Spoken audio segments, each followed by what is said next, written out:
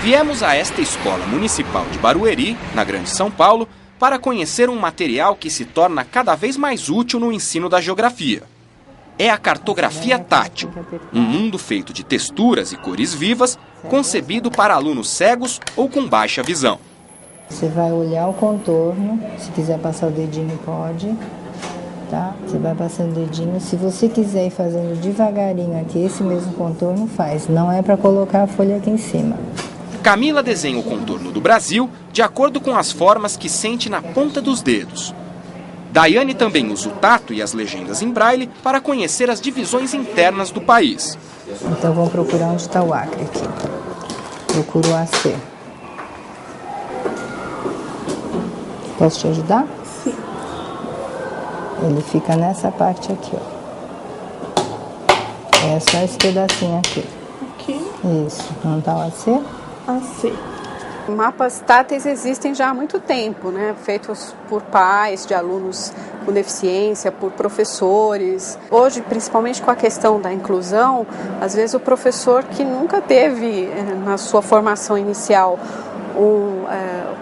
esse conteúdo abordado, né? Como tratar um aluno com deficiência, que material usar com ele, como desenvolver o trabalho de sala de aula com o aluno. Às vezes ele chega na sala de aula e se depara com um aluno com deficiência. E vão buscar ajuda com quem já está trabalhando nesse sentido, né? Valdirene é a geógrafa responsável pelo Laboratório de Ensino e Materiais Didáticos da USP. Foi lá que a professora de geografia Carla Sena iniciou sua pesquisa sobre cartografia tátil. Quando começaram os estudos da cartografia tátil, eles surgiram para sanar uma deficiência grave que existia no ensino, né, que era a ausência total de material para as pessoas com deficiência visual.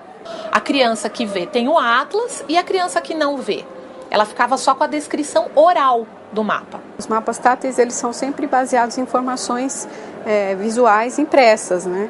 Então a gente, a partir dessa informação visual, você vai ver qual é o seu objetivo, o que você quer transmitir para o seu aluno. Esse daqui é um mapa bem simples, né, de localização do município de São Paulo na região metropolitana de São Paulo. Então, com esse mapa, o objetivo é só mesmo localizar o município de São Paulo, que é um dos mais importantes, né, na Grande São Paulo, nessa área maior. Então nós usamos duas texturas diferentes e o município está destacado aqui na região metropolitana de São Paulo. Aqui nós temos outro em outra escala, estado de São Paulo no Brasil. Então aqui está um trecho da América do Sul, né? O Brasil destacado aqui em vermelho e São Paulo com outra textura. Então é um mapa simples também para mostrar a localização de São Paulo dentro do Brasil e do Brasil no contexto da América Latina. O laboratório da USP trabalha com material gráfico há 23 anos. Outros 2 laboratórios foram criados no interior de São Paulo. O da Unesp de Rio Claro e o da Unesp de Ourinhos, onde a professora Carla Sena é pesquisadora. Alunos de graduação estão produzindo um atlas da cidade. Todos os mapas estão trabalhando com o conhecimento de lugar que a criança vai ter da cidade de Ourinhos, né? Então, no caso aqui, esse aqui era só a localização de Ourinhos, dentro do estado de São Paulo. Aqui já é outra escala e a gente fez a cidade de Ourinhos e colocou os pontos principais da cidade. Por exemplo, aqui é a Unesp, aqui é a Praça Melo Peixoto. Esse outro mapa, ele já dá outra escala, né? E no caso a Praça Melo Peixoto tem essa proporção. A gente diferenciou a praça dos outros quarteirões, colocamos também a linha férrea. Aqui, nesse aqui, a praça é só essa bolinha. Aqui a gente tem as ruas principais da cidade, a linha do trem cortando e a rodovia passando também aqui dentro da cidade. A cartografia tátil não tem apenas mapas e maquetes. Há também gráficos e esquemas para trabalhar conceitos da geografia. No caso desse aqui, ele já está mostrando o resultado já da produção do material tátil. Então, foi feita uma base, um mapa artesanal ou com alumínio, com colagem. Utilizou-se uma lâmina, né, de plástico numa máquina especial que faz a cópia do original para o plástico. O plástico transparente, por quê? No plástico eu trago o relevo e a forma, o braille e a impressão, porque a ideia é que todo mundo use, né? Então, aí eu tenho, né, a impressão. No caso aqui é para falar, né, de efeito estufa. Então eu tenho um esquema para trabalhar um conceito. Nem sempre a produção precisa ser sofisticada. Os materiais podem ser os mais variados, como se pode ver na Rosa dos Ventos e na maquete do Sistema Solar, construídas no laboratório de Rio Claro. Esses materiais eles são desenvolvidos para crianças cegas e com baixa visão. A gente teve uma preocupação aqui em diferenciar os planetas gasosos dos planetas que não são gasosos. Então a gente recobriu os planetas que são gasosos com uma parte de algodão, para que eles pudessem ter a noção de que existe uma diferenciação do núcleo e da superfície desses planetas. Eu coloquei aqui no norte uma textura diferente. Inclusive essa textura é uma textura de pratinho de bolo, que é uma textura diferente, que eles gostaram muito e acharam agradável. Lixas de diferentes texturas, papel cartonado, tecido, lã, um tipo de fio, um outro tipo de fio. Então, que o professor são materiais acessíveis para o professor e a base é um papel cartão. Muito importante é respeitar alguns princípios na construção dos materiais. Por que usar diferentes cores, né? A gente pode perceber que a gente sempre coloca cores com destaque. É para o aluno com deficiência visual, sim, mas grande parte dos alunos é baixa visão, eles conseguem diferenciar as cores. Então é importante colocar cores contrastantes. O que a gente tem também que considerar é a percepção da pessoa que vai utilizar. Então eu não posso colocar um ponto muito pequeno, uma linha muito fina, porque a percepção tátil ela é diferente da visual. Então eu tenho limites, né? Limites de altura, a própria textura. Algumas texturas incomodam o toque. Os mapas táteis eles não podem ter muita informação num mapa só. Então, às vezes, você precisa fazer coleção de mapas para poder transmitir tudo que você quer passar para o seu aluno. Então, você vai por partes, né? Primeiro você vai fazer um mapa só com o contorno do Brasil, depois um outro com a divisão estadual.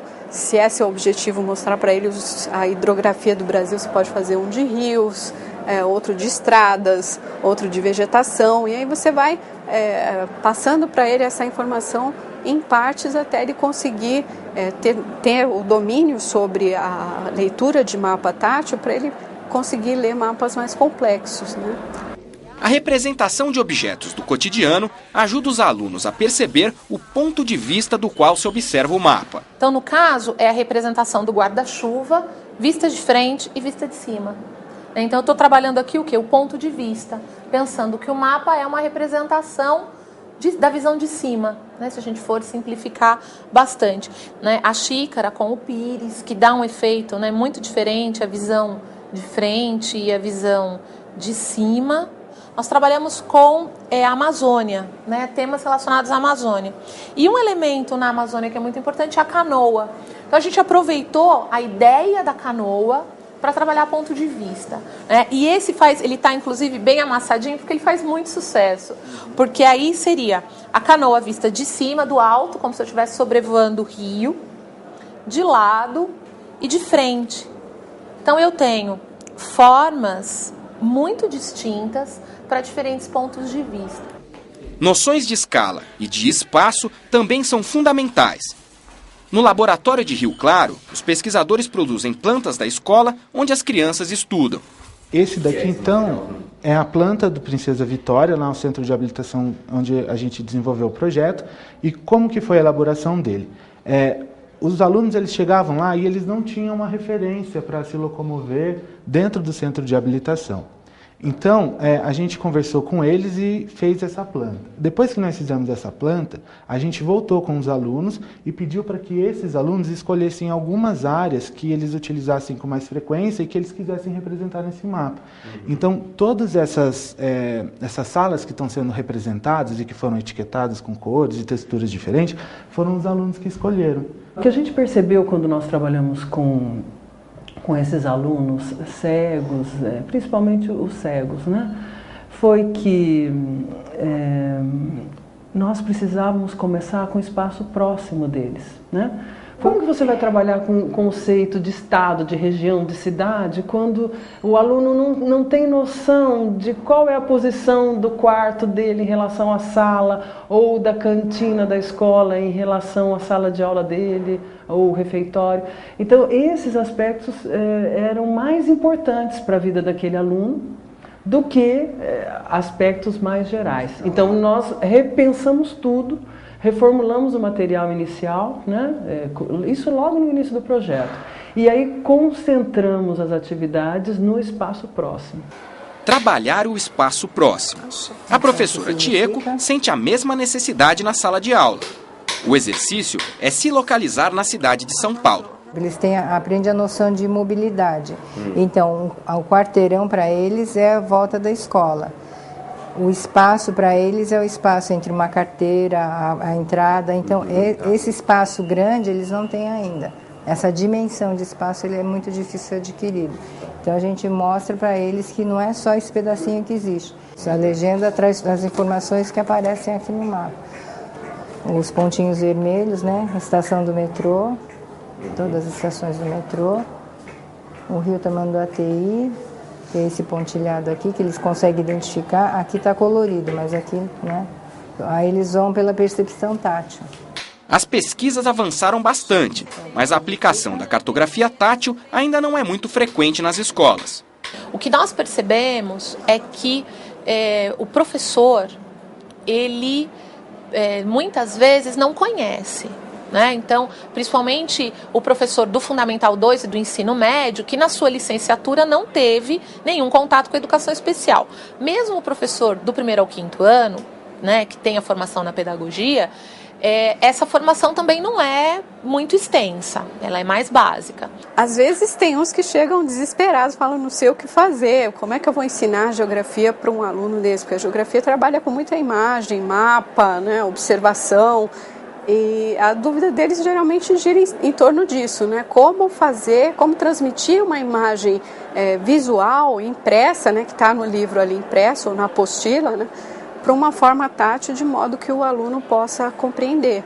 Além de desenvolver metodologias, buscar materiais, a gente tenta produzir recursos que tenham um custo baixo e ensinar os professores a construir esses recursos e a trabalhar com eles, mesmo que eles não tenham um aluno com deficiência. Na verdade, é uma sensibilização mesmo com esses professores.